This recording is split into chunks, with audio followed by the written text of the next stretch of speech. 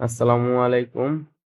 আপনাদের সকলকে জানাই আন্তরিক শুভেচ্ছা ও অভিনন্দন। ইয়ামিন ইলেকট্রিক অ্যান্ড প্লাম্বারের পক্ষ থেকে। তো আজকের আমরা আরেকটা নতুন ভিডিও আপলোড করতেছি। তো এই ভিডিওটা কোনো কাজের না, অকাজের। কারণ এটা আমরা কোনো কাজ করি নাই, কোনো কিছুই না।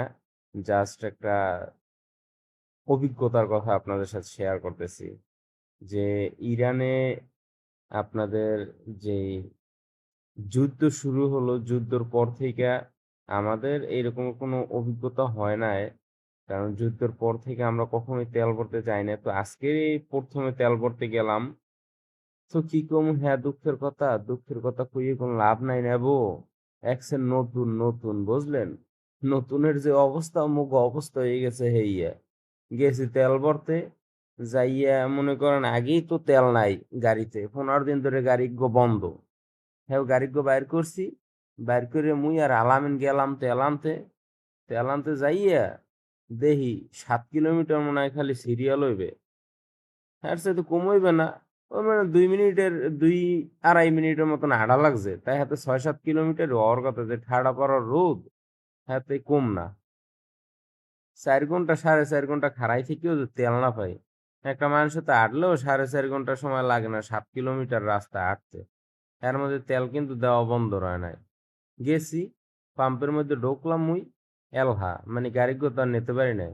গাড়িগো সিরিয়ালে থুই আলামিনেটে দিয়ে এবার আটটাতে গেছি, যাইয়ে দেখতেছে হয় একজনের পর একজন একজনের পর একজন সিরিয়াল দিতেই আছে।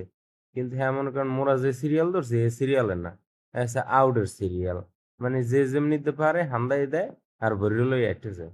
মানে গাড়ি সিপা চাপা দিয়ে হান্দাইয়ে দিয়ে হেবে তেল ভরে লই একটে যায়। হেইয়া হেই পরে কি করলাম, পাম্পের মধ্যে ঢুকে ভিডিও মিডিও করতে পারি নাই। না পারিয়া পরে কোন রকমের একটুখানি পারছিলাম, হেডু করছে আর দেখবেন না সামনে আইতেছে ভিডিও।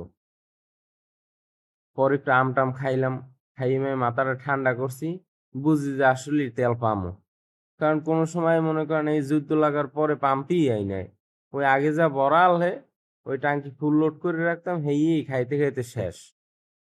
এখন আজকে আইছি, আই একটুখানি তেল ভরমু, উনি 500 টাকা করে তেল দেবে।